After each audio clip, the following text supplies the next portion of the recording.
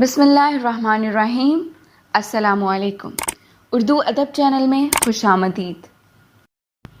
امام علی علیہ السلام نے فرمایا، اے لوگو، جب بھی محرم آئے تو اس کی حرمت کے لیے اپنے آپ کو کسی بھی مخلوق کا ناحق خون بہانے سے دور رکھنا۔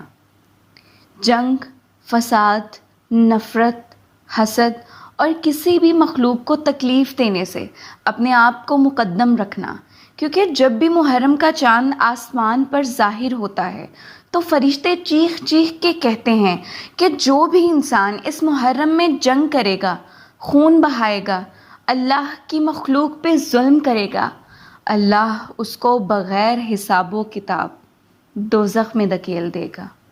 اور جو انسان اس محرم کی حرمت کے لیے اپنے آپ کو نیک بنانے کی کوشش کرے گا، اللہ کی مخلوق کے لیے اچھے کام انجام دے گا، تو اللہ اس کو جنت میں ایسی عظیم جگہ عطا کرے گا جس پر تمام جنتی فخر کریں گے۔